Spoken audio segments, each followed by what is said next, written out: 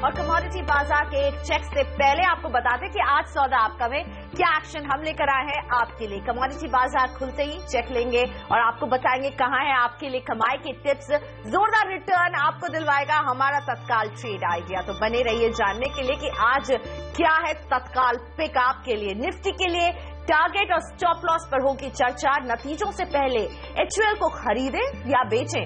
Max India पर expert की call. आज कंपनी की रीस्ट्रक्चरिंग पर सारे डिटेल्स सामने आने वाले हैं और एमएनएम आज लॉन्च कर रही है KUV 100 और इसका जायजा भी हम लेंगे और साथ में इसका असर कंपनी पर किस तरह से पड़ेगा वो भी देखेंगे। एफएनओ बाजार में आपकी स्ट्रैटेजी पर करेंगे मार्केट एक्सपर्ट से चर्चा। साथ ही तमाम हलचल वाले शेयरों पर रहेगी नजर और इनमें क्या हो आपकी रणनीति। लेकिन उससे पहले हम रुख करेंगे कमोडिटी बाजार का।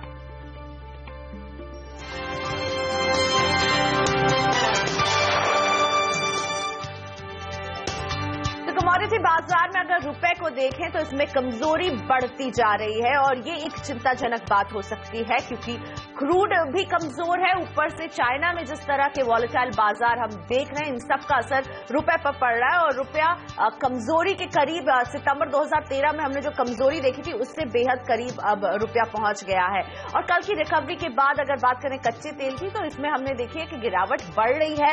ब्रेंट क्रूड करीब 1% गिरकर $31 के नीचे आ गया है। इस हफ्ते कच्चे तेल में करीब हमने 6% और इस पूरे महीने की अगर बात करें तो 20% की गिरावट देख चुके हैं। और अगले हफ्ते से ईरान पर से पश्चिमी देशों की आर्थिक पाबंदी खत्म होने वाली है यानी और ज्यादा कच्चे तेल की जो पूरी सप्लाई है वो बढ़ने वाली है बाजार में। और इस पाबंदी के खत्म होते ही हम देखेंगे कि करीब 5 लाख बैरल क्रूड की सप्लाई बढ़ जाएगी। इस बीच कल की गिरावट के बाद सोना संभलने की कोशिश जरूर कर रहा है लेकिन आज अमेरिका में आने वाले हैं सेल्स और इंडस्ट्रियल प्रोडक्शन के आंकड़े। इन पर नजर रखना जरूरी होगा क्योंकि यहां से जो कुछ निकलता है उसका असर मेटल्स और बुलियन मार्केट पर पड़ने वाला है। और कमोडिटी बाजार खुल रहे हैं। किस तरह की ओपनिंग होती है आज भारतीय बाजारों की इस पर रखेंगे नजर। बताएंगे क्या है ताजा भाव और इसमें आपकी स्ट्रैटेजी क्या होनी चाहिए। इन सब पर करेंगे चर्चा अपने एक्सपर्ट के साथ। क्रूड आपकी स्क्रीन पर कमजोर क्रूड 2073 के भाव के साथ ओपनिंग होते हुए 40 रुपए की कमजोरी क्रूड में देखने को मिल रही है।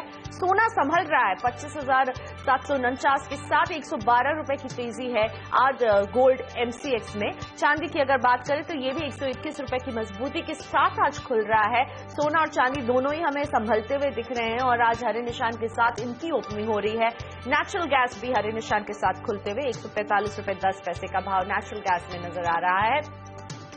बेस मेटल्स में कॉपर कमजोर 295 रुपए 90 पैसे के भाव के साथ कॉपर की शुरुआत हो रही है। कमजोर शुरुआत कॉपर कर रहा है और इसी ट्रेंड को निकल भी फॉलो कर रहा है। 577 रुपए 20 पैसे के साथ निकल की भी आज कमजोर शुरुआत। एल्यूमिनियम भी इसी को फॉलो कर रहा है। जो ट्रेंड हमें कॉपर में दिख रहा है जिंक में दिख रहा है वही एल्यूमिनियम में दिख रहा है। लेड भी आज कमजोरी के साथ। तो सारे ही बेस मेटल्स में हम प्रेशर देख रहे हैं। अमेरिका में कुछ बेहद अहम आंकड़े आने वाले हैं उन पर भी नजर रहने वाली है। पूरा ही बेस मेटल पैक आज दबाव में है। जिंक एल्यूमिनियम कॉपर सभी दबाव के साथ। एग्री कमोडिटीज में सोयाबीन की शुरुआत लाल निशान पर 3686 के साथ 1 रुपए की कमजोरी के साथ सोयाबीन की शुरुआत हो रही है। सरसों की भी अगर बात करें तो आज ये भी कमजोर शुरुआत कर रहा है। 4468 के भाव के साथ सरसों की शुरुआत हो रही है। लेकिन सोया ऑयल में तेजी है 610 रुपए 80 पैसे के साथ सोया ऑयल NCDX का भाव आपकी स्क्रीन पर।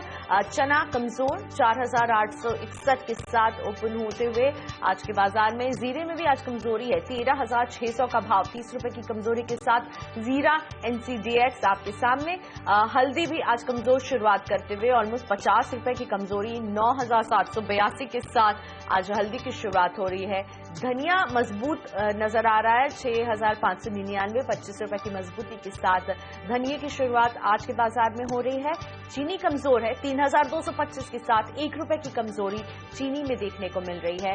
बार्ली की भी शुरुआत आज कमजोरी के साथ 1,325 के साथ बार्ली की शुरुआत हो रही है। तो हम देख रहे हैं बेस मेटल्स काफी कमजोर खुल रहे हैं। इसी तरह एग्री कमोडिटीज में भी लाल निशान हावी हो रहा है। और हमारे साथ हैं रेलिगेयर कमोडिटीज की सुगंधा सचदेवा और हिम सिक्योरिटीज की आस्था जैन। आप दोनों का ही स्वागत है। सुगंधा, आपसे शुरुआत करूंगी।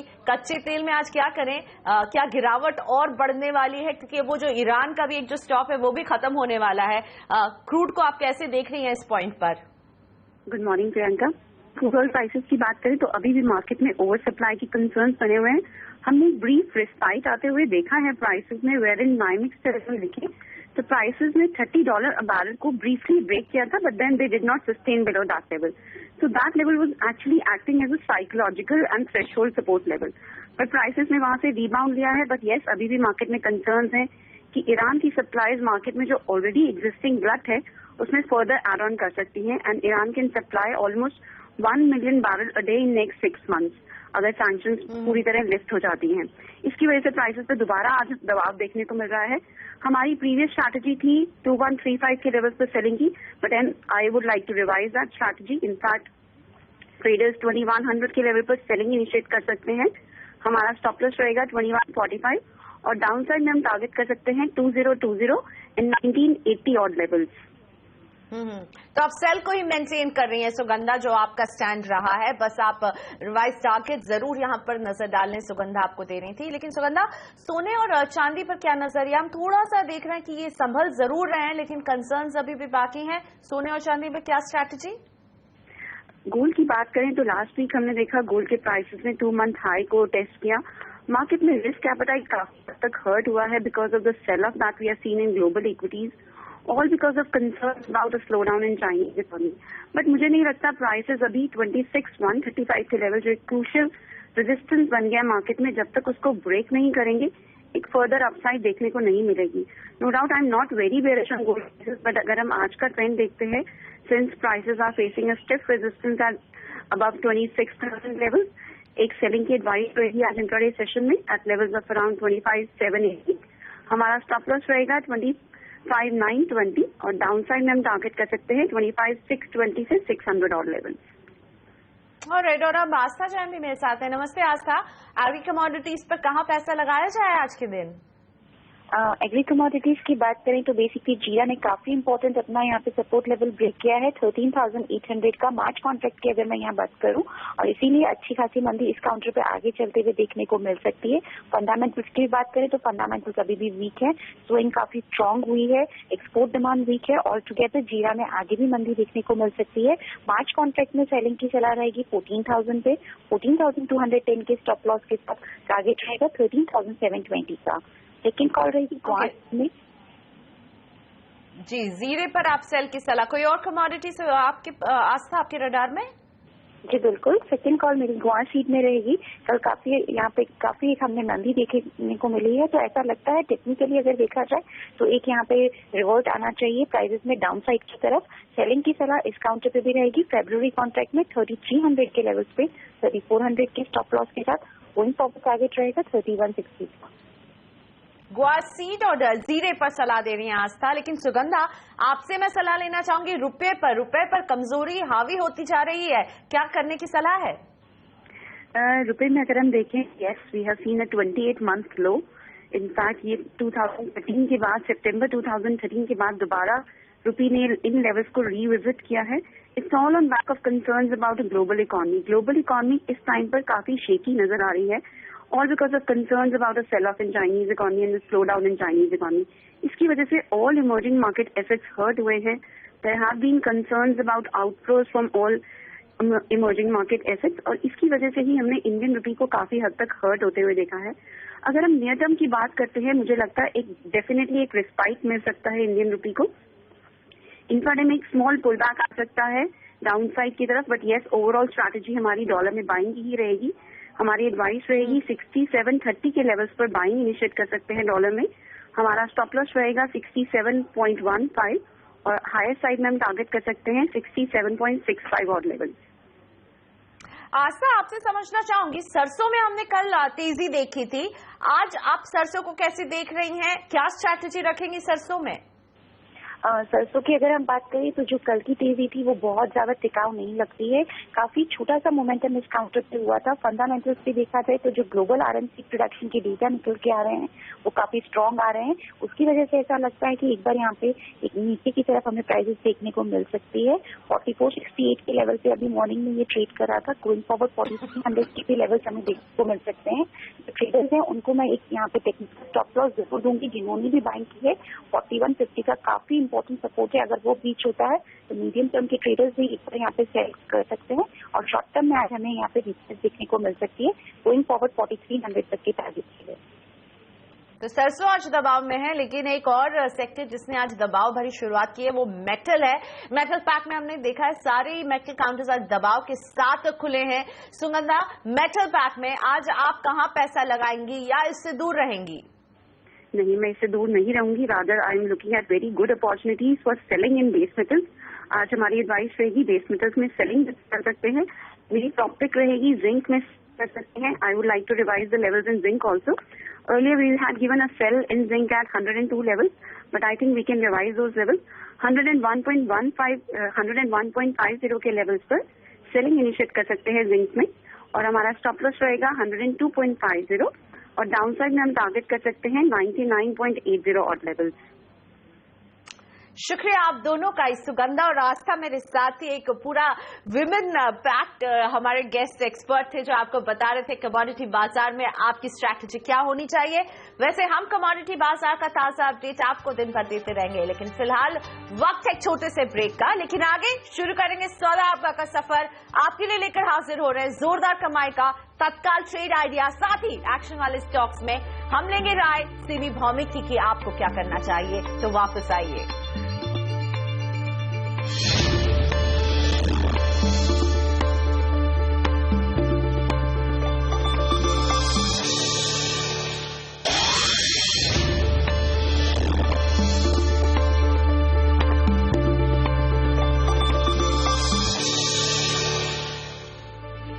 तो बाजार और एक्शन वाले स्टॉक्स पर बात करें उससे पहले आपके लिए जोरदार कमाई का आइडिया। मौजूदा हालात में वो ट्रेडिंग आइडिया जिससे आपको हो सकती है जोरदार कमाई।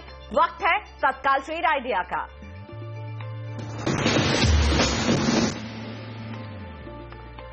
और इंट्राडे के लिए आज आपको तत्काल ट्रेड आइडिया दे रहे हैं Kiran Jadhav, CMD precision investment services. इनका कहना है आप खरीदिए मारुति को, स्टॉप लॉस लगाइए 4290 का, टारगेट देख रहे 4395 का। 2 दिन का नजरिया है, खरीदिए मारुति। ये है किरण जाधव का तत्काल ट्रेड आइडिया आपके लिए।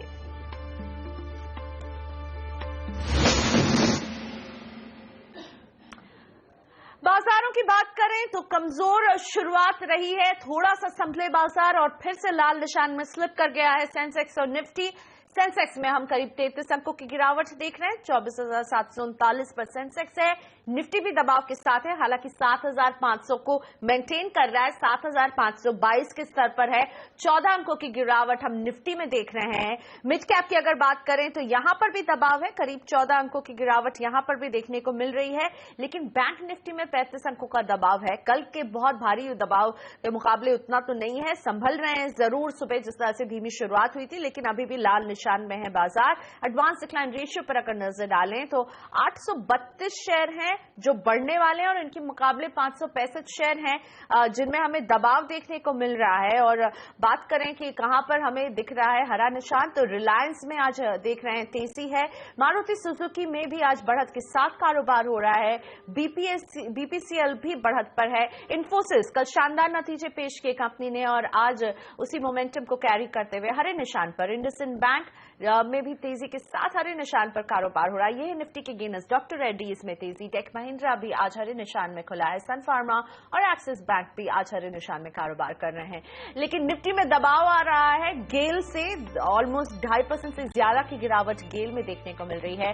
बजाज ऑटो में भी 1.5% का दबाव है। ओएनजीसी, टाटा मोटर्स और एचयूएल, और आज एचयूएल के नतीजों का भी इंतजार है बाजार को कि किस तरह के नतीजे यहां पर निकल कर आते हैं। लेकिन ल्यूपिन में भी दबाव, 1% का दबाव ल्यूपिन में है। एचसीएल टेक दबाव में है। एनटीपीसी, एशियन पेंट्स जैसी कंपनी जिसे लगता है कि क्रूड जब गिरता है तो फायदा होता है, लेकिन आज एशियन पेंट्स भी दबाव के साथ ही कारोबार कर रहा है। इसी तरह टाटा स्टील में भी आज दबाव ही है। तो एक्शन वाले शेयरों पर हम बात करेंगे हमारे एक्सपर्ट सिमी भौमिक से।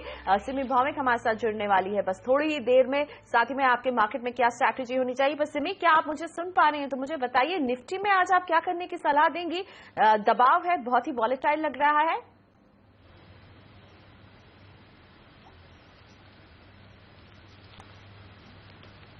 मुझे लगता है सिमी तक मेरी आवाज नहीं पहुंच रही है, लेकिन सिमी जुड़ चुकी है। हम उनसे संपर्क साधेंगे और लौट रहे हैं एक छोटा सा ब्रेक लेकर। चर्चा करेंगे सिमी के साथ कि आपको क्या करना चाहिए एक्शन वाले शेयर्स में और निफ्टी में क्या हो आपकी स्ट्रैटेजी। अभी हाजिर हो रहे हैं।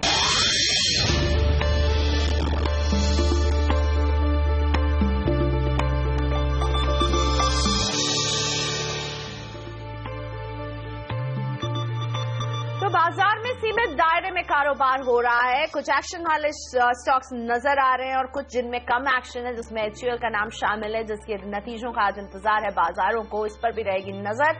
लेकिन निफ्टी में हम अब दबाव को थोड़ा सा कम होते हुए देख रहे हैं। 7,536 पर है निफ्टी। मेरे साथ है हमारी market expert Simi Bhowmik. Good morning Simi, आप निफ्टी को कैसे देख रही हैं? हमने देखा बाजारों की एक धीमी शुरुआत, फिर संभले और फिर अब और संभलने की कोशिश कर रहे हैं। निफ्टी में क्या स्ट्रैटेजी रखें सिमी? देखिए प्रियंका, गुड मॉर्निंग। एक तो निफ्टी में मुझे लगता है कि निफ्टी आज ऊपर में 55 से 65 का रेंज को होल्ड नहीं कर पाया। थोड़ा बहुत नीचे हम लोग देख रहे हैं, पर 7500 से 7490 ये निफ्टी का क्रिटिकल लेवल होगा, जो कि निफ्टी को होल्ड करना पड़ेगा। और मैं एक्सपेक्ट कर रही हूँ कि निफ्टी शायद इस फॉल में 7500 से नीचे जाके मेंटेन नहीं करेगा। तो 7490 7500 ये मेरा बाइंग एरिया है, वहां पे मैं लॉन्ग जाने का सलाह दूंगी। और मेरा स्टॉप लॉस 7480 का होगा।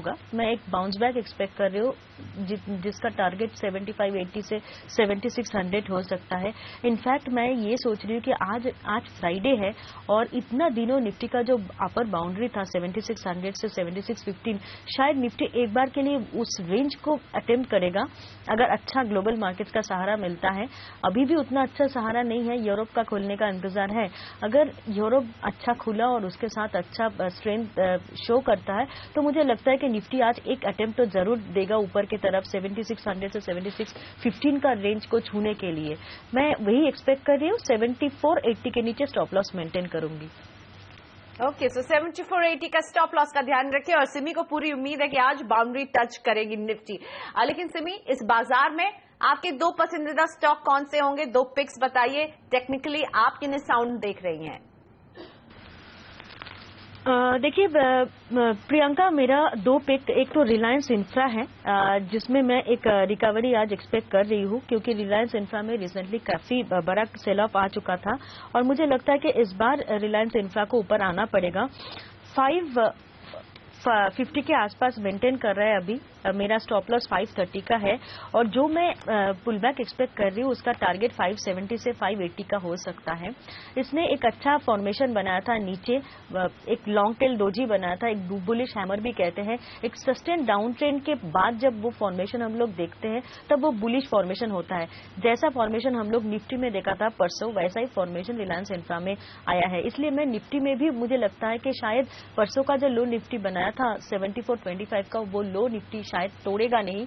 उससे पहले निफ्टी एक बार ऊपर में बाउंस बैक में ऊपर जाएगा और ऊपर रेंज क्रॉस करेगा, ऐसा लग रहा था।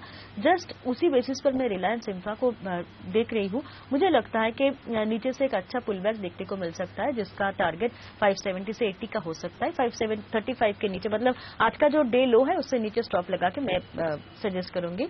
और मेरा नेक्स्ट पीक होगा रिलायंस। मेरा टारगेट 108489 का था, अब 84 का के आसपास ऑलरेडी ये स्टॉक आ चुका है, तो मुझे लगता है कि आज इसमें ब्रेकआउट पॉसिबल है। 1089 की जो मतलब 2 दिन पहले जो हाई रिलायंस बनाया था, वो हाई क्रॉस करके शायद आज 1100 के आसपास जाने का कोशिश करेगा। बीच में 1094 का एक क्रूशियल हर्डल है जो कि रिलायंस को क्रॉस करना पड़ेगा। इसमें मुझे लगता है कि आज मोमेंटम अभी भी मेंटेन हो सकता है।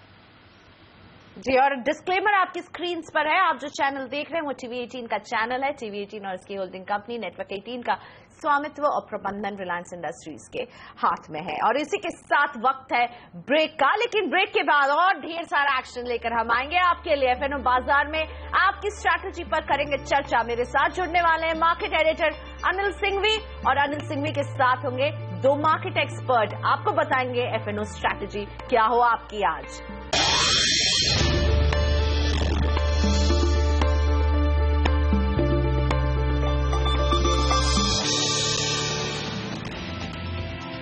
बाजार में सुस्ती, सेंसेक्स और निफ्टी लाल निशान में कर रहे हैं कारोबार। एफएमसीजी और ऑटो शेयरों पर दबाव, बैंक शेयरों में मुनाफा वसूली जारी।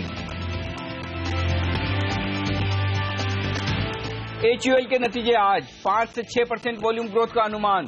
जी एंटरटेनमेंट, ओबेरॉय रियल्टी और इंडियन होटल्स के नतीजों का इंतजार। BS6 नियमों पर सरकार और ऑटो इंडस्ट्री में मतभेद। नियमों पर इंडस्ट्री तैयार नहीं, लेकिन गडकरी ने कहा प्रदूषण मुक्त भारत पर कोई समझौता नहीं। 11वीं सालगिरह के मौके पर CNBC आवाज की खास पहल। शाम 5 बजे देखिए न्यू इंडिया समिट। वित्त मंत्री समेत देश के कई दिग्गज होंगे शामिल। और बाजार में इस वक्त बेहद सुस्त कारोबार होता दिख रहा है और इस वक्त अगर आप देखें तो साफ तौर पर खरीदारी का माहौल बाजार में गायब होता हुआ दिख रहा है मजबूत शुरुआत के बाद। और आप देख सकते हैं बेहद सीमित दायरे में लेकिन लाल निशान के साथ कारोबार करता हुआ दिख रहा है सेंसेक्स और निफ्टी। 30 अंकों का नुकसान सेंसेक्स में, 11 अंक नीचे निफ्टी आपको नजर आएगा।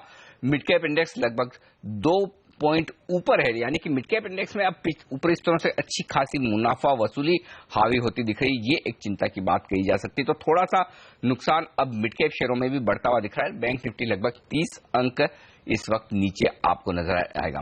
तो बड़ा सवाल है कि किस तरह से ट्रेड किया जाए इस तरह के बाजार में, और खास तौर से हमारा ये शो आप जैसे ट्रेडर्स के लिए जो अपने ट्रेड्स अभी इस वक्त करना चाहते हैं। आप हमें फोन कर सकते हैं 1800-209-7890 पर और पूछ सकते हैं कि किस तरह के सवाल आपके जहन में, कोई ट्रेड आप लेना चाहते हैं या कोई ट्रेड ले चुके हैं उस पर राय लेना चाहते हैं। तो सुमित बगड़िया हमारे साथ है और सिमी भौमिक भी। आप दोनों का ही स्वागत है CNBC आवाज पर। सुमित, पहले शुरुआत आपके साथ की जाए, बताएं क्या ट्रेड लेना चाहिए निफ्टी पर इस वक्त जब 10 अंक नीचे है कल के लेवल से। Good morning Anil ji. Well, markets बहुत वॉलेटाइल हो रखे हैं और पिछले 2-3 दिनों से हमने दोनों तरफ का मूव देखा है। इंट्राडे में ही मार्केट नीचे भी जाता है, 100 पॉइंट ऊपर भी आता है। प्रेजेंट लेवल्स पे जिस हिसाब से 2 दिन से हमको लोअर लेवल से रिकवरी देखने को मिल रही है, ऐसा लग रहा है कि एक बार वापस 7600 टेस्ट करने निफ्टी जाना चाहिए और फाइनल ब्रेकआउट लेवल 7600 के ऊपर क्लोजिंग देने पर आएगा। तो फिलहाल मुझे ऐसा लगता है कि 7500 के आसपास निफ्टी इंट्राडे में अभी जब मिल जाता है या फिर प्रेजेंट लेवल्स पे अगर कोई लॉन्ग करना चाहे तो 7430 जब तक आप ब्रेक नहीं करेगा एक बार लॉन्ग करके चांस लेना चाहिए, क्योंकि फ्रेश मंदी एक चीज देख के ये समझ में आ रही है कि 7430 ब्रेक करने के बाद ही आएगी। तो एकदम लोअर लेवल्स पे फ्रेश मंदी करना सजेस्टेड नहीं है। इसके लिए इन लेवल्स पे या 20-30 पॉइंट का डीप आ जाता है तो निफ्टी में बाय करके काम करेंगे। इंट्राडे का टारगेट होगा 7600-640 तक का।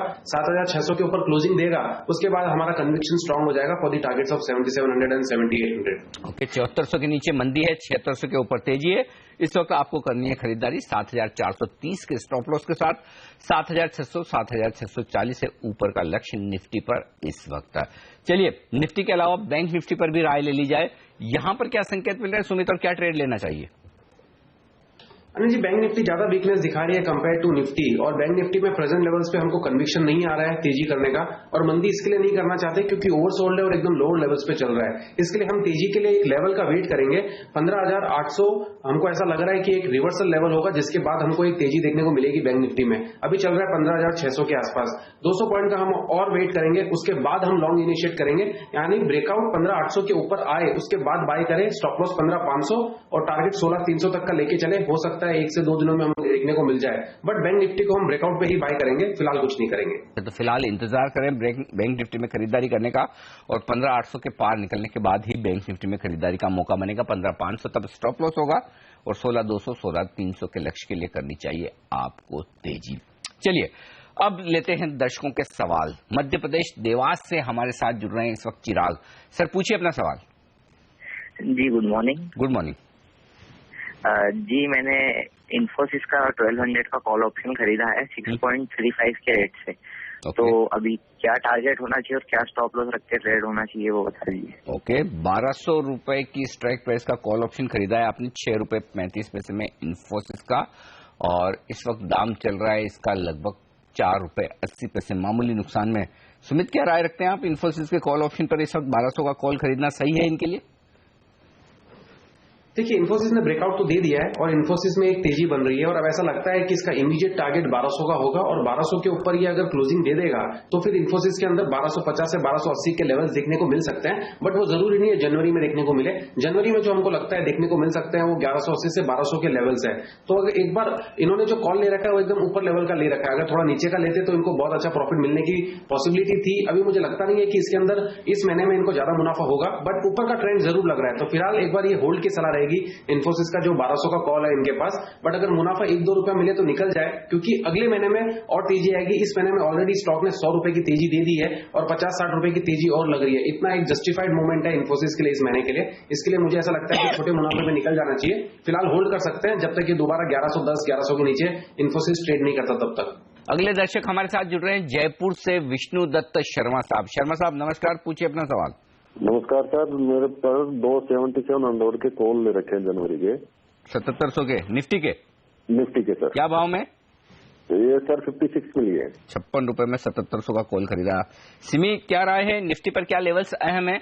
7700 के कॉल खरीदे, तेजी की पोजीशन में बैठे हैं ये। देखिए अनिल जी, मैं निफ्टी में मुझे लगता है कि कल का जो लो था परसों का 7425 का, वो लो दोबारा बहुत जल्दी टूटेगा नहीं। एक तो निफ्टी में फॉर्मेशन अच्छा था और कल का जो ग्लोबल वीकनेस के साथ मार्केट नीचे खुला था उसके बावजूद भी पूरा ग्लोबल मार्केट खराब था और उसके बावजूद भी निफ्टी उस लो को नहीं तोड़ा था। उसके बाद आज ऊपर ही मेंटेन कर रहा है और आज का दिन के लिए भी मेरा नजरिया ये है कि 7500 से 7490 का जो एक बेंचमार्क है वो शायद निफ्टी आज होल्ड करेगा और अगर होल्ड होता है तो 7480 का स्टॉप लॉस के साथ मैंने बाई कॉल सजेस्ट किया है अभी शो में। तो मेरा टारगेट एक 7600 के आसपास का है, क्योंकि मैं आज फ्राइडे है इसलिए मैं ये एक्सपेक्ट कर रही हूँ कि निफ्टी शायद आज एक रिकवरी तो जरूर देगा। अगर ग्लोबल मार्केट्स का भी सहारा होता है तो जरूर रिकवरी मिलेगा और वो रिकवरी में शायद ही एक बार 7600 से 7615 का जो रेंज, जो अपर बाउंड्री का काम किया है लास्ट 4-5 ट्रेडिंग सेशन से निफ्टी का, वो रेंज तक तो वो क्रॉस करके निफ्टी बंद होगा ऐसा एक्सपेक्ट नहीं कर रही हूँ, पर एटलीस्ट उस रेंज तक निफ्टी जाएगा ऐसा एक्सपेक्ट कर रही हूँ। तो अगर ऐसा होता है तो उनको इस 7700 का कॉल में अच्छा मुनाफा मिल सकता है, तो इसलिए मैं उनको होल्ड करने का सलाह देती हूँ। अगर ऐसा ना हो, अगर आज 7480 के नीचे भी चला जाता है तो भी मुझे मानना है कि अभी भी 2 हफ्ता बाकी है आपका ये सेटलमेंट के लिए और 7400 के नीचे स्टॉप लगा के आप इस पोजीशन को होल्ड कीजिए, क्योंकि मुझे लगता है कि 7400 से नीचे अगर निफ्टी क्लोज नहीं करेगा तो शायद निफ्टी एक बार आपको 7600 के ऊपर जाएगा और 7700 से 7750 तक एक रैली दिखा सकता है, जहां पे आप अपना वो कॉल को बुक कर सकते हैं। ठीक बात है, तो ये राय है आपके लिए शर्मा साहब निफ्टी पर। अगली दर्शक हमारे साथ दिल्ली से जुड़ रही हैं इस वक्त, सीमा है फोन लाइन पर। सीमा जी गुड मॉर्निंग, बताइए क्या जानना चाहती है आप? हाँ जी सर, गुड मॉर्निंग। मैंने बैंक निफ्टी सेल किया है तो मैं ये जानना चाहती हूँ कि बैंक निफ्टी आज नीचे का मतलब क्या वो देगा, नीचे जाएगा बैंक निफ्टी? क्या भाव में शॉर्ट किया है आपने? मैंने 15,600 में शॉर्ट किया। ओके, 15,600 में बैंक निफ्टी में मंदी है। वैसे तो सुमित कह रहे थे कि 15,800 के पार निकले तो ही तेजी करनी चाहिए, यानी कि 15,800 के नीचे तो एक तरह से मंदी का ही माहौल है। लेकिन सिमी, बैंक निफ्टी 15,600 की इनकी शॉर्ट है, स्टॉप लॉस और टारगेट? जी अनिल जी, मैं सुमित के साथ बिल्कुल सहमत हूँ। इनफैक्ट सुमित ने जो जो लेवल बताया है अभी आपको बैंक निफ्टी के लिए, बिल्कुल सेम लेवल मैं भी मेंटेन करूंगी। मुझे बैंक निफ्टी में वीकनेस समझ में अभी भी आ रहा है, उतना कन्विक्शन नहीं है लॉन्ग पोजीशन सजेस्ट करने के लिए, पर अगर ये सचमुच अगर ये 800 के ऊपर निकल जाता है तो ही थोड़ा बहुत बैंक निफ्टी में बाइंग सजेस्ट कर सकती हूँ, जिसका टारगेट काफी बड़ा हो सकता है। 500-650 पॉइंट का रैली देखने को मिल सकता है, पर 800 का लेवल क्रॉस नहीं करेगा तो मैं बहुत जल्दी बैंक निफ्टी में कोई लॉन्ग जाने का सलाह नहीं दे सकती। इसलिए उनका जो ये शॉर्ट पोजीशन है उसके लिए मुझे 800 के ऊपर का 15,800 के ऊपर का स्टॉप लॉस मेंटेन मतलब सजेस्ट करना पड़ेगा उनको, वो स्टॉप लॉस के साथ होल्ड करना चाहिए। और अगर ये वीकनेस मेंटेन होता है तो उनको प्रॉफिट भी एक बार बुक करना चाहिए, क्योंकि मुझे बैंक निफ्टी भी ओवरसोल्ड में ही नजर में आ रहा है और आज फ्राइडे है और हालांकि मैं आज मार्केट में एक रिकवरी एक्सपेक्ट कर रही हूँ, तो हो सकता है उनको यहाँ से थोड़ा बहुत ऊपर मिल सकता है। तो स्टॉप लॉस स्ट्रिक्टली मेंटेन कीजिए। सीमा जी, ऐसा है कि आपका स्टॉप लॉस तो थोड़ा दूर बन रहा है, वो है 15,800 का, क्योंकि आज आपने 15,600 पर बेचा है, 20 पॉइंट नीचे है। या तो फिर क्या है, अगर हमारे दोनों एक्सपर्ट की राय थोड़ी तेजी की तरफ, फिर आप शॉर्ट हैं, या तो आप एक काम करिए कि अपनी सेल प्राइस का स्टॉप लॉस रख लें, या फिर दूसरा मेरे ख्याल से एक काम और आप कर सकती है। आज का हाई 15,639 का है, जो आपके भाव से 40 पॉइंट ऊपर है जहां आपने शॉर्ट किया है, तो आप चाहें तो आज के हाई का स्टॉप लॉस डाल लें ताकि आपको 15,800 तक उतना दूर नुकसान न झेलना पड़े। तो अगर बाजार सुधर जाए तो वो ध्यान में रखिएगा। तो स्ट्रिक्ट स्टॉप लॉस ट्रेड कीजिएगा क्योंकि मुनाफे का आपका सौदा है, लॉस में ना बदले, ये ध्यान जरूर रखिएगा। चलिए अब लेता हूं मैं कुछ बेहतरीन ट्रेडिंग पिक्स। सुमित से पूछता हूं, सुमित की लिस्ट में जो स्टॉक्स है जहां पर उनकी राय है ट्रेडिंग करने की, अपोलो हॉस्पिटल सबसे पहले बताएं सुमित। अनिल जी, अपोलो हॉस्पिटल में एक अच्छा खासा सपोर्ट ले रहा है और स्टॉक होल्ड कर रहा है। 200 DMA का लेवल भी होल्ड कर रहा है और स्टॉक ने यहाँ पे एक टेक्निकल्स में जो एक डोजी तरह की कैंडल होती है वो एक रिवर्सल का साइन होता है। अगर उसका हाई क्रॉस कर दे तो, अगर मंदी में वो कैंडल बनती है तो, और उसका हाई अभी स्टॉक क्रॉस कर रहा है, तो मुझे ऐसा लगता है कि स्टॉक में जो फॉल आया है वो करीब करीब पूरा रिट्रेस करने के चांसेस है। 1385 के आसपास अगर कुछ अभी अपोलो हॉस्पिटल चल रहा है, इसके अंदर लॉन्ग इनिशिएट कर सकते हैं। 1350 का स्टॉप लॉस होगा और ऊपर में मुझे 1430 से 1450 के लेवल्स लग रहे हैं अगले आने वाले हफ्ते भर में हमको देखने को मिल सकते हैं। यानी मुझे ऐसा लग रहा है कि बहुत स्ट्रॉन्ग पुलबैक आएगा अपोलो हॉस्पिटल के अंदर। प्रेजेंट लेवल्स में मेरी सजेशन यही रहेगी इन्वेस्टर्स को कि इसके अंदर मैंने जो स्टॉप लॉस दिया स्टॉप लॉस से लॉन्ग इनिशिएट करें। मुझे ऐसा लगता है कि इन्वेस्टर्स को अच्छा मुनाफा हो सकता है अपोलो हॉस्पिटल के अंदर 1430 से 1450 के टारगेट के लिए। ओके, तो अपोलो हॉस्पिटल में यहां पर राय खरीदारी की, और ऐसी राय आपकी ग्लेनमार्क फार्मा में भी है सुमित? जी अनिल जी, बिल्कुल। ग्लेनमार्क के अंदर भी मुझे ऐसा लग रहा है कि एक स्टॉक सपोर्ट लेके अब रिवर्सल देने की कोशिश कर रहा है। इसके अंदर सिर्फ ऊपर में 875 876 का लेवल ब्रेक करना जरूरी है, अभी तक ब्रेक नहीं किया है। वो ब्रेक करने के बाद स्टॉक के अंदर मोमेंटम आएगा। मुझे ऐसा लग रहा है कि वो ब्रेक करने की प्रोबेबिलिटी ज्यादा है, इसलिए मैंने थोड़ा एडवांस कॉल बना लिया है। इसके लिए ग्लेनमार्क के अंदर भी प्रेजेंट लेवल्स पे बाय कर सकते हैं। रिस्क रिवॉर्ड रेशियो भी अच्छा बैठ रहा है। 850 का स्टॉप लॉस होगा। अगर ये स्टॉप लॉस खा जाता है तो उसके बाद ग्लेनमार्क स्टॉक वीक हो जाएगा, तो विद स्टॉप लॉस से काम करें। ऊपर में हमको ऐसा लगता है कि टारगेट आएंगे 895 से 920 के, यानी ऊपर में करीब करीब 50-60 रुपए के टारगेट्स हमको देखने को मिल सकते हैं। ग्लेनमार्क के अंदर भी तेजी की सलाह है, लॉन्ग करके काम करें। स्टॉप लॉस रहेगा 850 का। ओके, तो ये राय है इस वक्त ग्लेनमार्क के स्टॉक पर। आपके लिए तेजी करने की राय अपोलो हॉस्पिटल और ग्लेनमार्क दोनों में इस वक्त आपको नजर आएगी। लेकिन बता दें हम आपको कि कल होने वाले startup India, stand up India के लिए तैयारियां जोरों पर चल रही है। DIPP सचिव अमिताभ कांत ने कहा है कि स्टार्टअप इंडिया कार्यक्रम पूरी तरह से सफल होगा। उन्होंने ये भी कहा कि 2 लाख से ज्यादा लोग इसमें शिरकत करना चाहते हैं, लेकिन हॉल में जगह न होने की वजह से लाइव ब्रॉडकास्ट करने का फैसला लिया गया है ताकि सबको इसका फायदा मिल सके। मुझे तो ऐसा लगता है जैसे कि पूरा इंडिया एक स्टार्टअप हो गया है, क्योंकि सब लोग आकर पार्टिसिपेट करना चाहते हैं, सब लोग आकर इसमें इवेंट में भाग लेना चाहते हैं और सब लोग समझ रहे हैं कि ये उनका इवेंट है। तो हमारी केवल एक ही लिमिटेशन है कि वो हॉल की कैपेसिटी बहुत कम है, केवल 1300 लोग आ सकते हैं और करीब 2 लाख से ज्यादा लोग इनविटेशंस मांग रहे हैं। तो हम सबको बुला नहीं पाते, पर हम इसके लिए लाइव टेलीकास्ट कर रहे हैं। तो कल इस पर नजर रहेगी कि किस तरह से स्टार्टअप इंडिया का जो कार्यक्रम है वो आप सबके सामने CNBC आवाज पर दिन भर आप इसे देख पाएंगे। वक्त एक ब्रेक का, ब्रेक के बाद लौटेंगे, हम लेकर आएंगे आपके लिए ऑप्शंस की रणनीति और साथ ही कई दर्शक हैं जो सवाल पूछना चाहते हैं, लेंगे उनके जवाब भी हमारे एक्सपर्ट्स के साथ। आप भी बने रहिए।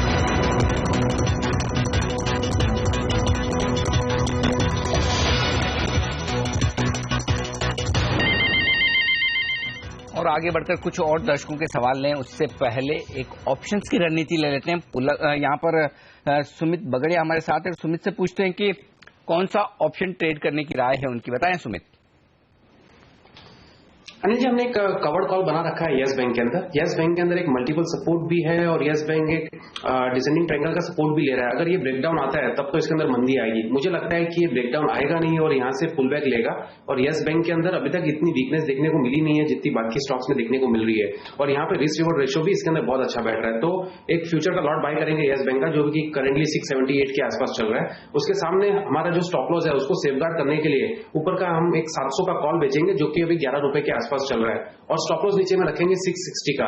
यानी अगर by chance stop loss hit हो जाता है तो 8 या 9 रुपए का रिस्क होगा, लेकिन अगर ऊपर जाता है तो प्रॉफिट बहुत अच्छा आएगा। 1:2, 2 से 2.5 का रिस्क रिवॉर्ड रेशियो बैठ रहा है। ऊपर में हमको अगर ये 700 तक जाता है तो 22 रुपए का प्रॉफिट होगा। तो मुझे ऐसा लगता है कि येस बैंक का कवर्ड कॉल अभी करना सही रहेगा। येस बैंक में कवर कॉल लेकर आप ऑप्शंस की रणनीति बना सकते हैं आपकी स्क्रीन पर इस वक्त। लेकिन अब कुछ एक्शन वाले स्टॉक्स पर बात की जाए, और मेरी लिस्ट में कुछ बेहतरीन स्टॉक्स हैं। पहला तो है सबसे ऊपर माइंडट्री। ये बताएं सिमी क्या ट्रेड लेना चाहिए? 2.5% मजबूत है स्टॉक और आज 8% वायदा कारोबार में ओपन इंटरेस्ट बढ़ा है। 18 तारीख को बोर्ड बैठक है, बोनस देने पर विचार होगा और स्टॉक मजबूत चल रहा है इस वक्त। बताइए। देखिए, माइंडट्री में जो रैली कल से आया था उसके बाद आज 1500 के ऊपर कल का क्लोजिंग था और उसके बाद ही मुझे लगा था कि इसमें अच्छा एक रैली देखने को मिल सकता है। मेरा जो इनफैक्ट आज का दिन का टारगेट था वो काफी इनफैक्ट उसी के आसपास ये खुला है। मेरा टारगेट आज के दिन के लिए 1545 से 55 का था। एटलीस्ट इन दिनों में आईटी सेक्टर में इतना वीकनेस था, उसके बाद 40-50 रुपया का टारगेट मैंने सोचा था मतलब कल का रात को, तो मुझे लगा था कि यही काफी होगा अगर ये रैली देता है। तो मैंने भूल गया था कि इसका पुराना आदत है, अगर ये चलने का नाम करेगा तो 80-90 रुपया तो ऐसे ही निकल जाएगा। अब 1500 का माइंडट्री 1590 तक आ चुका है। यहाँ पे इंट्राडे के लिए कितना बचा है मुझे मालूम नहीं है, पर माइंडट्री में मैं बुलिश हूँ अनिल जी, और मुझे लगता है कि एक ऐसा स्टॉक है, बेहतरीन स्टॉक है जो कोई भी डिप में लेके पोर्टफोलियो में रखने जैसा है। ये एक मिड कैप आईटी में एक ऐसा स्टॉक है जिसमें मुझे सिर्फ नीचे बाई का ही ऑप्शन नजर में आता है। तो अभी 1590 के आसपास शायद मैं थोड़ा सा रुक गई हूं, पर 1570-75 के पास वापस इसको मिलता है तो शायद इंट्राडे के लिए वापस लिया जा सकता है, जिसका टारगेट 1620 तक हो सकता है।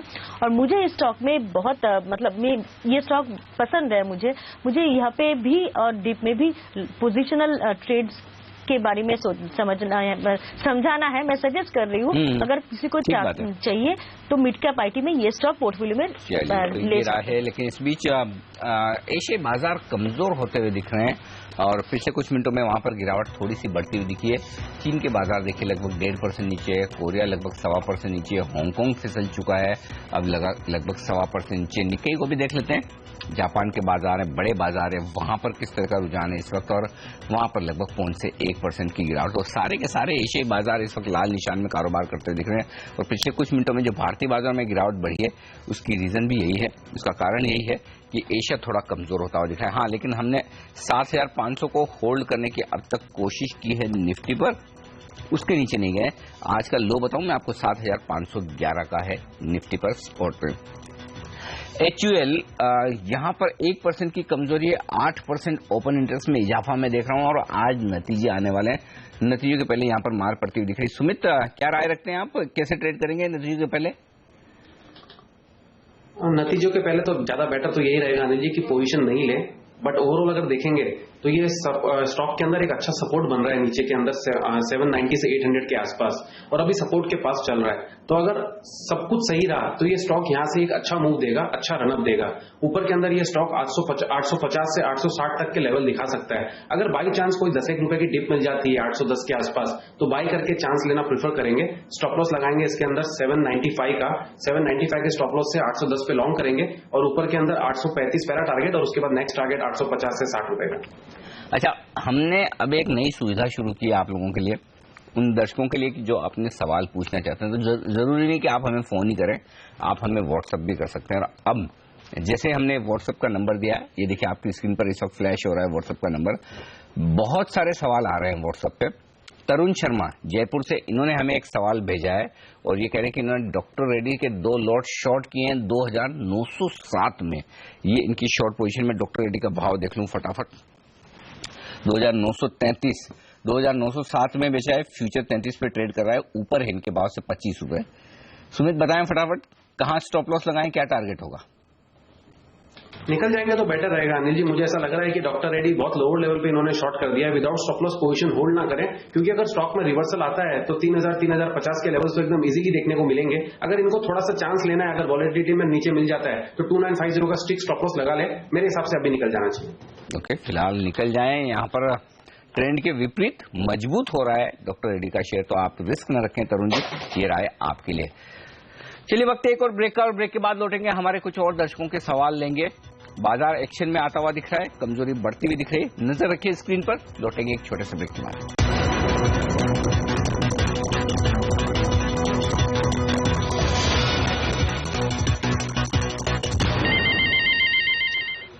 और अगला सवाल हमें भेजा है हमारे व्हाट्सएप पर ही विनोद साहब ने भेजा है और ये सवाल उनका है मदरसन सुमी पर। वो ये कह रहे हैं कि ऊपर के भाव में मदरसन सुमी 2 लोड खरीद कर फंस गए हैं। वो 280 रुपए में उन्होंने खरीदे हैं। थोड़ा आज ही गिरा है एक्चुअली, आज 3-3.5% नीचे था। मैं सुबह देख ही रहा था, वो जो रेनो की खबर आई उसके चलते यहाँ पर इफेक्ट आया। अब 25-30 रुपए नीचे इनके भाव से। सिविक क्या इनकी तेजी की पोजीशन में से निकल जाना चाहिए या कोई स्टॉप लॉस देंगे आप इस वक्त मदरसन सुमी? और 280 का इनका भाव आ जाएगा क्या?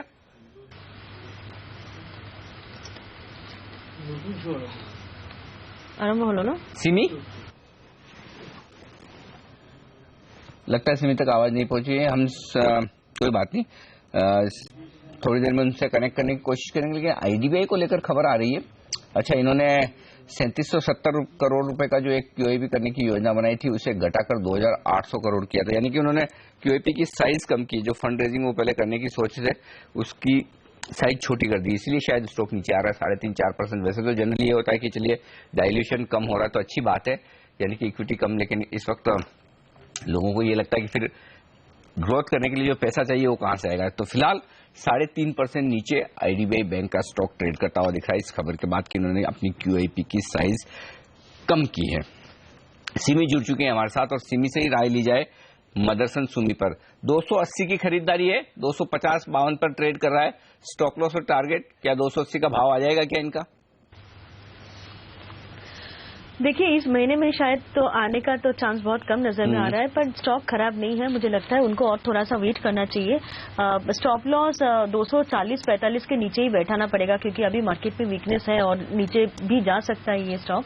पर थोड़ा बहुत इंतजार करने का सलाह होगा मेरी तरफ से। मुझे लगता है कि थोड़ा सा टाइम देना चाहिए स्टॉक। चलिए, कोई बात नहीं, इंतजार करें सर। विनोद जी, कोई दिक्कत वाली बात नहीं। 280 में आप थोड़ा ऊपर तो ले लिए हैं, लेकिन भाव आ जाएगा, थोड़ा इंतजार करना पड़ेगा। चलिए, वक्त एक छोटे से ब्रेक का, लेकिन ट्रेडर्स हॉटलाइन में आज के लिए इतना ही। और ब्रेक के बाद आपके शेयरों पर फटाफट सलाह देने के लिए हमारे साथ जुड़ेंगी प्रियंका संभव। बने रहिए हमारे साथ।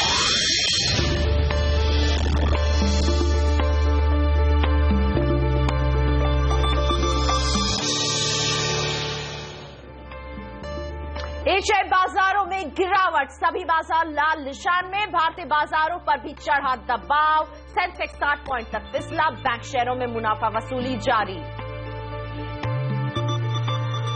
एचयूएल के नतीजे आज 5 से 6% वॉल्यूम ग्रोथ का अनुमान। जी एंटरटेनमेंट, ओबेरॉय रियलिटी और इंडियन होटल्स के नतीजे आज। BS6 नियमों पर सरकार और ऑटो इंडस्ट्री में मतभेद। नियमों पर इंडस्ट्री तैयार नहीं। गडकरी ने कहा प्रदूषण मुक्त भारत पर कोई समझौता नहीं। 11वीं सालगिरह के मौके पर CNBC आवाज की खास पहल। शाम 5 बजे देखिए न्यू इंडिया समिट। वित्त मंत्री समेत देश के कई दिग्गज होंगे शामिल। और आज देश भर में मकर संक्रांति की धूम। दिन भर हम आपको बताएंगे ऐसे शेयर जो रिटर्न के आसमान में भरेंगे ऊंची उड़ान।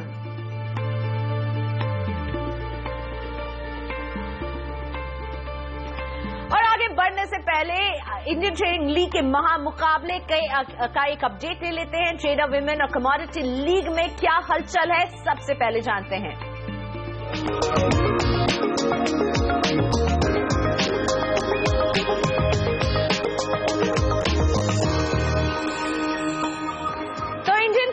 लीग के महामुकाबले में ट्रेडर्स लीग में सबसे आगे चल रही है सीमा अंबादास देसाई 138% के रिटर्न के साथ।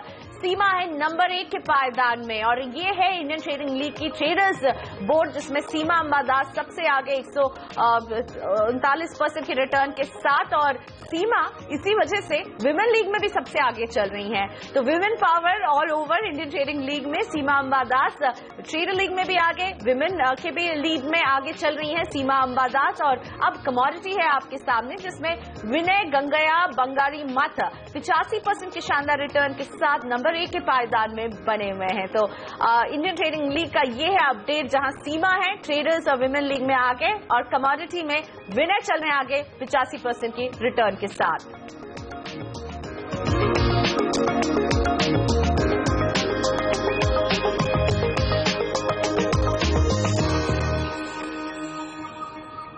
तो आईपीएल में आप कैसे हिस्सा मजा ले सकते हैं, आपको बताते हैं।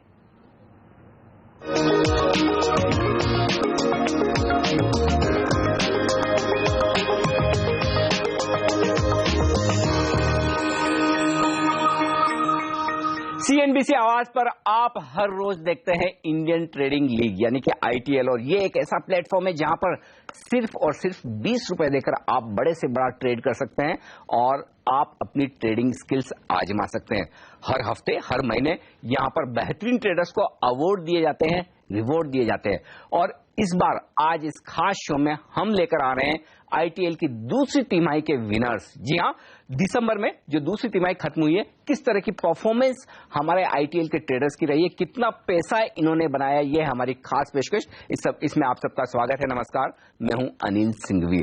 मैं मिलवा दूं हमारे साथ आज कौन कौन है। सबसे पहले हमारे साथ उमेश मेहता हैं जो ITL के सेमको सिक्योरिटीज के हेड ऑफ रिसर्च है।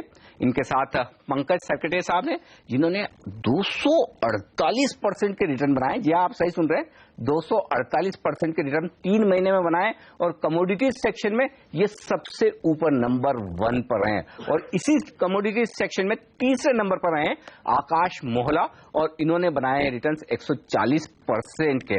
इन्वेस्टर लीग में आदित्य रेड्डी हमारे साथ हैं जो हैदराबाद से आए हैं और ये दूसरे स्थान पर रहे हैं, लेकिन रिटर्न्स इनके भी बड़े जोरदार हैं। 90% की कमाई की है 3 महीनों में, और वो भी इक्विटी मार्केट में, और वो भी तब जब आप सब लोग अपनी कैपिटल बचाने में लगे हुए थे तो आशीष दमदार पैसा बना रहे थे। तो अब आप सबको ये बताने की जरूरत है कौन है ये सारे शख्स, कैसे ट्रेड करते थे, कैसे इन्वेस्ट करते थे, और खास तौर से इन्होंने इतने उतार चढ़ाव वाले मार्केट में, कमोडिटीज मार्केट में इतना बड़ा एक्शन है, इक्विटीज में इतना एक्शन है, तो कैसे इन्होंने बड़ा पैसा बनाया है, इन सबसे मैं बात करूंगा। लेकिन उससे पहले उमेश, आपसे राय लेना चाहता हूं। लीग कैसी चल रही है ये बताइए। आप तो दमदार है। बहुत बढ़िया, हर एक की अलग अलग स्ट्रेटेजी है और हर एक आदमी अपने तरीके से ट्रेडिंग कर रहे हैं। सो फॉर एग्जांपल यहाँ पे कमोडिटी के 2 विनर है, एक इंट्राडे ट्रेडिंग करते हैं और एक पोजीशनल ट्रेडिंग लेते हैं, और फिर भी वो आज नंबर 1 और नंबर 2 पोजीशन पे रहते हैं। सो मतलब हर एक की अलग अलग स्टाइल है, सबकी यूनिक पोजीशन है, मगर एक बात है, हर एक डिसिप्लिन से काम कर रहा है। सो ITL Indian trading league platform, उनको ऐसा लगता है कि भाई हमारी एग्जाम चल रही है तो मुझे उनको अच्छा करना है, बेहतरीन करना है, पूरी दुनिया की नजर उन पे लगी है, तो ऑटोमेटिक वो डिसिप्लिन आ रही है। ऑटोमेटिक ट्रेडिंग में लोग रिस्क मैनेजमेंट करते हैं।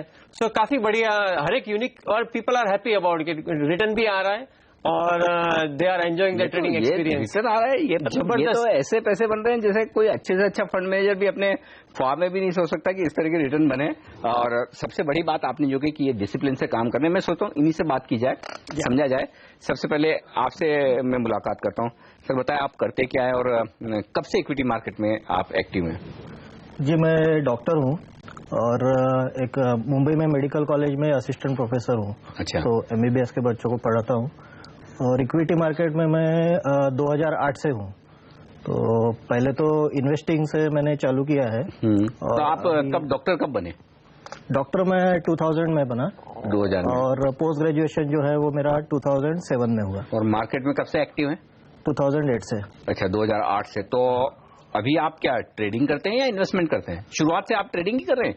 शुरुआत में मैं इन्वेस्टमेंट करता था पहले, जो अभी भी चालू है। ओके। अभी रिसेंटली 1 साल से ट्रेडिंग चालू किया है, और मेनली कमोडिटीज में करता हूँ, और उसमें भी क्रूड ऑयल मेरा फेवरेट है। अच्छा, क्रूड ऑयल में, मतलब आप बड़े खतरों के खिलाड़ी हैं क्रूड ऑयल में ट्रेड करना। मैं आपसे समझूंगा आप कैसे क्रूड ऑयल में ट्रेड करते हैं। 2008 से आप कमोडिटीज मार्केट में एक्टिव है या कमोडिटीज अभी से शुरू की है? जी नहीं, 2008 से इक्विटी में हूँ, कमोडिटीज अभी 1 साल से। साल 1.5 साल से। तो मतलब कमोडिटीज आपको ज्यादा सूट कर रही है। 248% के रिटर्न अगर आप 3 महीने में बनाते हैं तो सूट इसलिए भी कर रही है कि उसके इवनिंग में जो ट्रेडिंग आवर्स है उसमें खाली टाइम होता है, तो उसका फायदा उठाता है। ये चीज सीखने वाली है। देखिए डॉक्टर साहब हैं, डॉक्टर तो है ही, पढ़ाते भी हैं मेडिकल कॉलेज में, और उसके बाद शाम को अपनी हॉबी समझ लें या पैसा कमाने का तरीका समझ लें, जाकर आराम से कमोडिटीज मार्केट ट्रैक करते हैं जो कि शाम को खुलते हैं, और वहां पर ये अच्छा खासा पैसा बना रहे हैं। तो इनसे समझेंगे सेक्रेटरी साहब से कि किस तरह से वो पैसा बनाते हैं। लेकिन हमारे कमोडिटीज के एक और विनर है, उनसे भी बात करते हैं। मौला साहब, सर बताइए आप कहाँ से और क्या करते हैं आप? मैं दिल्ली से हूँ और मैं भी 4-5 साल से कमोडिटीज में ही ट्रेड करता हूँ। बड़ी यंग लग रहे हैं आप, क्या उम्र है आपकी? 24 साल। 24 साल और 4-5 साल से? हाँ जी। 19 साल से 18 साल से आपने शुरू कर दिया? हाँ जी, स्कूल से। मतलब ये शौक कैसे लगा आपको? एक्चुअली मेरे पापा पहले करते थे जब मैं स्कूल में था, तो उन्होंने एक्चुअली कमोडिटीज में स्टार्ट करके उन्होंने काफी लॉस किया पहले, तो मैंने उनका काफी लॉस देख लिया। उन्होंने फिर उसके बाद मैं एंटर किया उनको थोड़ा स्टॉप करके कि मैं थोड़ा समझ के करता हूँ, जो आपने गलतियां करी वो मैं नहीं करता। फिर मैं एंटर किया मार्केट में, धीरे धीरे समझ के थोड़ी सी नॉलेज गेन करके, तो तभी से तब स्टार्ट है। ये आप जो कुछ बोल रहे हैं ना, ये मतलब हमारे लिए डाइजेस्ट करना समझना बड़ा मुश्किल काम है कि पापा ने जो गलतियां की है उसके सामने आप उन्हें पैसा बनाकर दे रहे हैं। वाकई में बहुत ही बेहतरीन चीज है। तो आशीष, आपकी पढ़ाई वढ़ाई हो चुकी है, क्या किया है? हाँ जी, मैंने बीए किया है दिल्ली यूनिवर्सिटी से, बट मेरी मेन तो लाइन ट्रेडिंग ही है, तो मैं इसी में फुल टाइम। चार्ट वार्ट देखते हैं, क्या करते हैं? मैं टेक्निकल चार्ट्स देखता हूँ, साथ में थोड़ा बहुत फंडामेंटल्स पे भी नजर रखता हूँ। आपकी उम्र आपने बताई 24 साल। 24। सेक्रेटरी साहब, आपकी उम्र कितनी है? 37 साल। और आप क्रूड में ट्रेड करते हैं इंट्राडे? जी हाँ। और आप क्रूड में ट्रेड करते हैं पोजीशन। ये उम्र का फर्क है, ये रिस्क कम लेते हैं, आप रिस्क ज्यादा लेते हैं क्योंकि आप जवान हैं। लेकिन एक और यंग इन्वेस्टर हमारे साथ हैं, पहले मैं आपका इंट्रोडक्शन करवा दूं उनसे। रेड्डी साहब हैं, तो हैदराबाद से ही होंगे सर आप? हाँ, हैदराबाद से। बिल्कुल, तो हैदराबाद से हमारे लिए इस शो में आए। बताइए सर, क्या क्वालिफिकेशन है आपका, करते क्या है? मैंने कंप्यूटर साइंस इंजीनियरिंग करा है। 6 साल से जॉब कर रहा हूँ ब्रॉडरेज फाइनेंशियल सॉल्यूशंस, और 5 साल से ट्रेडिंग इन्वेस्टमेंट कर रहा हूँ। 5 साल से इन्वेस्टमेंट कर रहे हैं, जहाँ मौका मिलता है ट्रेडिंग भी कर लेते हैं। इन्वेस्टमेंट है, ट्रेडिंग नहीं करता हूँ, डिलीवरी बेस्ड ही मतलब ऑर्डर करता हूँ। पर अगर बाई चांस कुछ सर्किट लगा या 5% एक ही दिन में आ गए तो स्क्वायर ऑफ कर लेता हूँ। ये दोनों कमोडिटी वाले हैं, लेकिन आप तो इक्विटी वाले हैं। इक्विटी। आप जॉब भी करते हैं? हाँ। तो जॉब करते करते साथ में इक्विटी कैसे कर लेते हैं? क्यों इतना टाइम मिल जाता है आपको?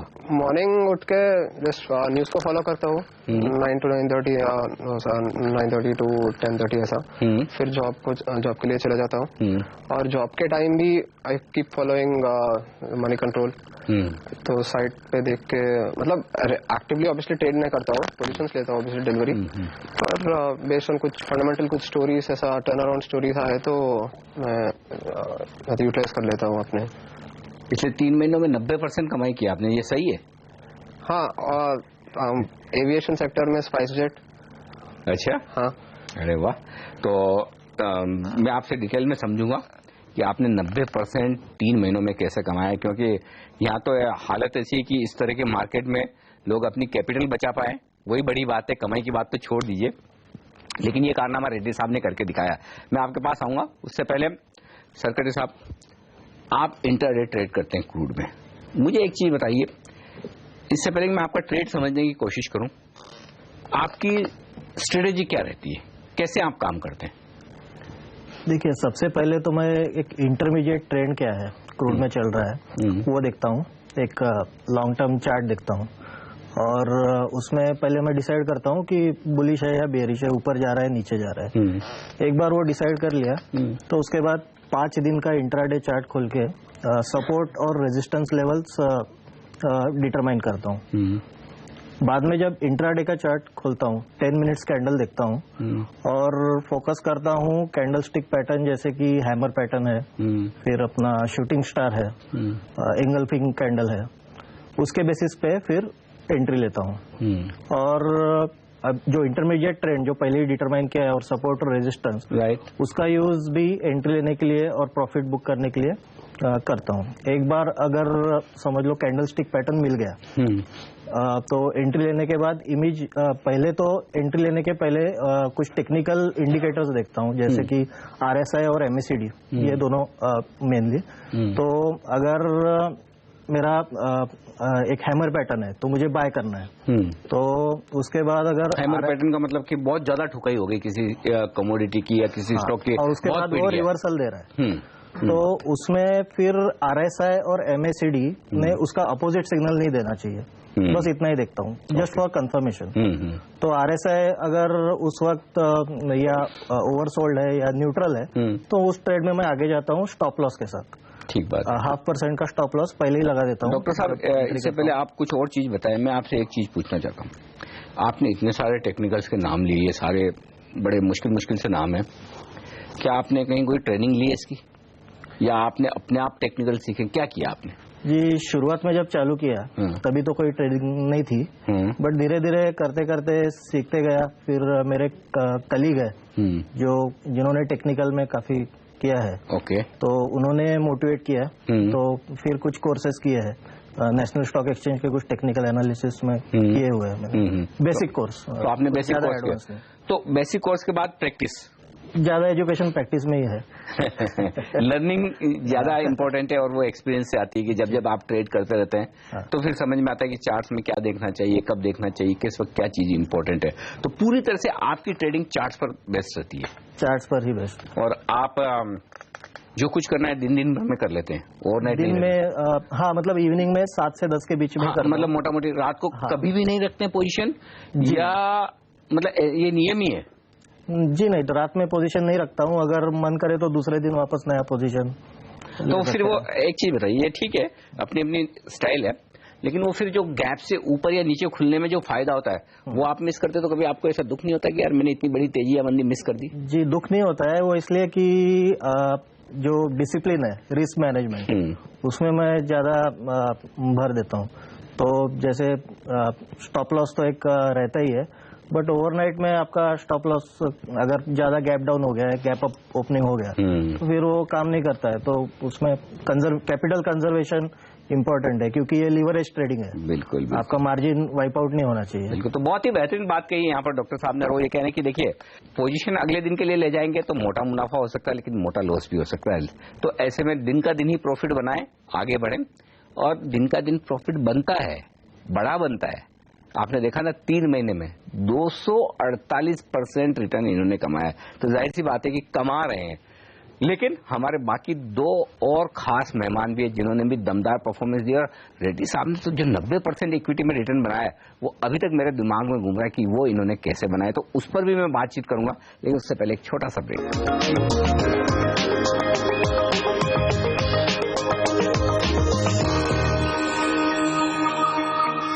तो आईटीएल के खिलाड़ी कर रहे हैं जोरदार कमाई। पिछले महीने जिन खिलाड़ियों ने झंडे गाड़े उनमें से कुछ ने तो 3 गुने से ज्यादा का मुनाफा कमाया, और हम उनके ही अनुभव को आपके साथ शेयर कर रहे थे। वक्त हो गया एक छोटे से ब्रेक का। ब्रेक के बाद आशीष वर्मा रहेंगे हमारे मार्केट एक्सपर्ट शाहिना मुकादम के साथ, और आपको बताएंगे कि शेयरों में आपको क्या करना चाहिए, क्या होनी चाहिए आपकी स्ट्रैटेजी, साथ ही एक्शन वाले स्टॉक्स क्या कर रहे हैं। जानिए ये सारी बात आशीष और शाहिना के साथ आगे।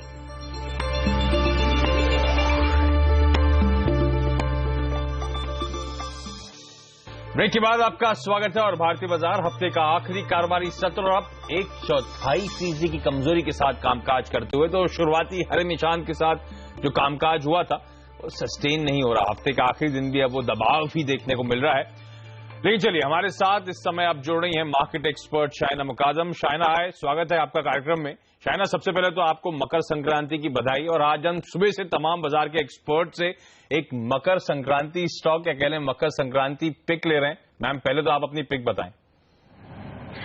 मैं अशोक लेलैंड अपना मकर संक्रांति पिक देती हूँ, एंड आप सबके व्यूअर्स को बधाई मेरी भी तरफ से। आई थिंक यहाँ पर सीवी जो आपको पता है रिवाइवल हो रहा है। मार्केट शेयर अशोक लेलैंड का 30% अभी हो चुका है, बढ़ रहा है, and I think overall growth 15 to 20% in terms of volumes हो सकता है over the next 2-3 years. Balance sheet भी वो काफी रिवैम्प कर रहे हैं। हो सकता है in the shorter term consolidation के फेज में स्टॉक प्राइस भी, बैलेंस शीट भी कंसोलिडेट हो रहा है और स्टॉक प्राइस भी 84 स्टॉप लॉस रख के 94 का लेवल मिल सकता है। लॉन्गर टर्म इन्वेस्टर के लिए 1 to 2 ईयर इन्वेस्टर के लिए 120 का टारगेट प्राइस हो सकता है। ओके, तो मकर संक्रांति शाहिना की पिक है अशोक लेलैंड, एक ऐसा स्टॉक जो पिछले 1-1.5 साल में गजब की रेटिंग दिखा चुका है और अभी भी तमाम बाजार के जाने माने एक्सपर्ट्स कॉन्फिडेंट इस स्टॉक को लेकर। थोड़ा सा लंबा पर्सपेक्टिव रखेंगे तो 120 तक के टारगेट्स आपको देखने को मिलेंगे। इस समय अशोक लेलैंड 88 के लेवल्स पे कामकाज कर रहा है। शाहिना हमारे साथ बनी रहेंगी। मैं एक काम करूंगा, यहाँ पे एक छोटा सा ब्रेक लूंगा क्योंकि आज बहुत ज्यादा क्वेरीज सॉल्व नहीं हुई है। ब्रेक के बाद शाहिना के साथ स्टॉक्स फटाफट लेकर आएंगे और आपकी जो तमाम क्वेरीज आई हैं ज्यादा से ज्यादा उन उलझनों को इस ब्रेक के बाद सुलझाएंगे।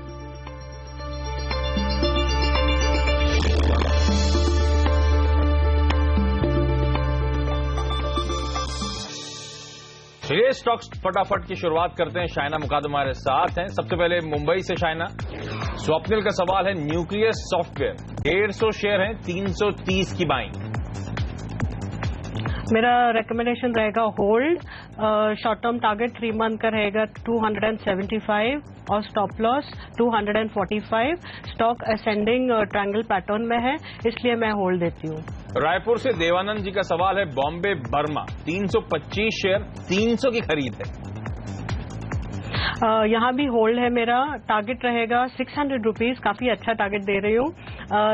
लोअर में 400 रुपए का स्टॉप लॉस जरूर लगाएं और ये अपने काफी अच्छे सपोर्ट 440 के क्लोज है, तो एकदम शॉर्टर टर्म में हो सकता है थोड़ा बहुत करेक्ट होके 400 तक जा सकता है, बट होल्ड है डेफिनेटली। मेरा मीडियम टारगेट रहेगा 600। भोपाल से नकुल जी का सवाल अटलांटा 2000 शेयर 36 की बाइंग। यहाँ पर सेल रहेगा। ये अपने शॉर्ट टर्म काफी सपोर्ट, स्ट्रांग सपोर्ट 37 को ब्रीच अभी कर चुका है और मेरे हिसाब से ये 30 तक जा सकता है, तो एक बार निकल जाए सेल। नासिक से प्रणब जी का सवाल है स्पार्क 500 शेयर 240 की बाइंग। देखिए अभी एकदम ये इनके प्राइस से ऊपर है और ये 6 मंथ उनका ये स्टॉक का लो है अप्रोक्सीमेटली 290 और ये लो के काफी करीब है, लेकिन मेरे हिसाब से यहाँ से अभी जब जो रिबाउंड हो रहा है ये ऊपर जाके उनको यहाँ से अच्छी रिटर्न मिल सकती है। आई थिंक अराउंड 350 मिल सकता है, वो होल्ड करें। मुंबई से देवानंद जी का सवाल है RIIL 25 शेयर 390 की खरीद। रिलायंस इंडस्ट्रियल इंफ्रा की बात कर रहे हैं। यहाँ पर मेरा सेल रहेगा रिकमेंडेशन, क्योंकि काफी स्टॉक करेक्ट हो चुका है, मतलब करेक्ट हो रहा है और ये इनफैक्ट लास्ट 6 मंथ्स में काफी ऊपर गया था और जब करेक्शन चालू हो जाएगा तो मेरे हिसाब से ये 490 तक भी जा सकता है, इसलिए मेरे हिसाब से उनको ये एक बार बुक कर लेना चाहिए सेल। चलिए एक ही दिन दो देवानंद जी के सवाल आए, एक मुंबई से एक रायपुर से। शाइना लेकिन आपका बहुत बहुत धन्यवाद हमारे लिए आज वक्त निकालने के लिए। बहुत ज्यादा बातचीत नहीं हो पाई, लेकिन यहाँ पे एक छोटा सा ब्रेक के बाद कमोडिटी राउंडअप। नमस्कार।